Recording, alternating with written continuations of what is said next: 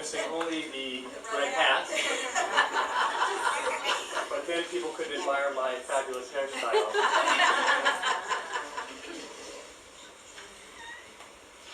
It was a summer Saturday in 1977. I was 14. It was 5:30 in the morning.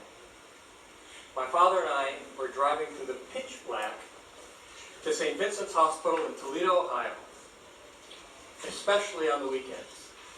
Dad liked to get in early, see his patients, read the electrocardiograms, and get back home. I was keeping him company for the day, half awake, if that.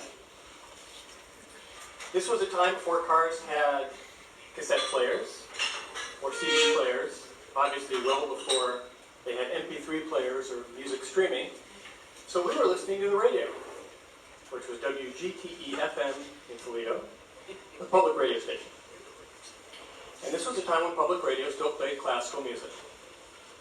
So on came a piece that I did not recognize, the second movement of Mozart's Sinfonia Concertante for violin and viola, with a haunting, pulsatile, passionate, minor key loveliness.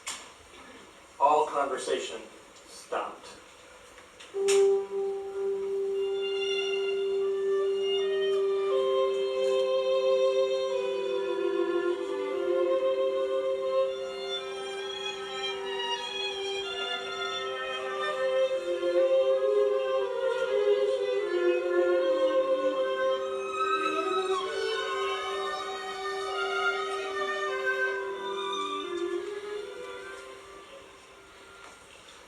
A few minutes later, we pulled into the parking lot.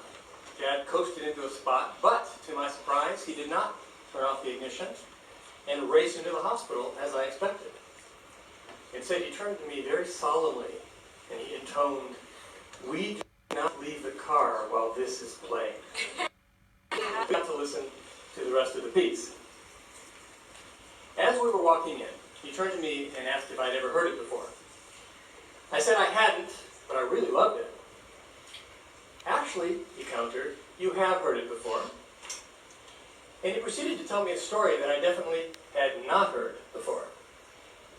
It seems that when I was a toddler, he and my mom discovered, quite by accident, that if they put on this piece, this Sinfonia Concertante, I would stop whatever I was doing, usually running around making messes, and I would sit on the couch quietly, spellbound, until it was over, at which point I would resume the destruction. He joked that my mom nearly wore out a copy of the record, sedating me long enough so that she could clean up after me. It was the only piece for which this was true, that one piece. Well, I was amazed at that story, as you might guess, and I ran out in the days that followed. I got my own copy of the Sinfonia Concertante, and like my mom, I nearly wore out the copy that I had, playing it so often. I have to admit, in the interest of honest disclosure, that I never found any evidence that it made teenage me any less likely to make messes. Music had connected past and present, as it so often does. Dad and I eventually moved on to other pieces of what we later called the Summer of Mozart. Well, fast forward just a few months into January. January of 1978. If you were in the area in January of 1978, you will remember that we had a blizzard,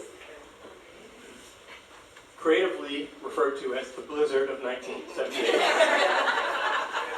Just to be clear, I should mention that this refers to a vast snowfall, not the Dairy Queen dessert, which is fabulous. This storm dumped as much as 3 feet of snow on much of the Midwest. Toledo was effectively shut down, and we were home from school for an entire week. And it was the best kind of school closing imaginable because we knew in advance that we didn't have school. No getting up in the morning, dragging yourself out of bed to listen to WSBD radio to find out if you could go back to sleep. You already knew it was delicious. And the snow was so bad that even my father was forced to be home from work, and that never happened. That was a miracle. Well, with all that time on our hands, we listened to a lot of music. And one of the pieces that we discovered that week was a piece called The Clarinet Quintet by Brahms. Brahms' Clarinet Quintet, which is a fabulous piece, each movement distinctive and special, with a very interesting combination of instruments. And I might point out a piece that had never apparently served as toddler Valium for me. Well, we listened to the piece 2 to 3 times a day for the entire week. And I remember joking with my dad, because it seemed as if every single time we played it, at some point during the second movement, the phone would ring. Who knows why? Eventually we moved on to other pieces in what we later called the Winter of Brahms. But in the years that have followed, I've noticed something very interesting and very special. Every time I hear the Clarinet Quintet, it automatically and immediately takes me back to the way I felt during that magical week in 1978. Even 40 years later, it always brings to mind and evokes the novelty, the excitement, piles and piles of snow outside, but inside, family, the warmth of a fire, and Brahms. Music connects past and present, as it so often does.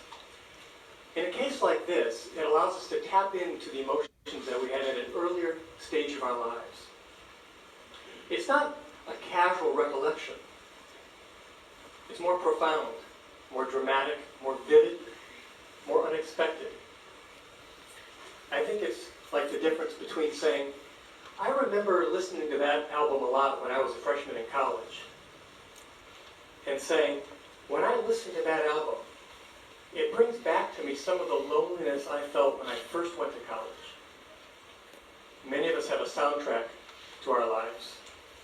And like a movie soundtrack, it can bring back the feeling well after the scene is over. I treasure that connection for the Brahms Clarinet Quintet, so much so that I have reinforced it over the years by permitting myself to listen to it only once every year, on the day of the first big snowfall.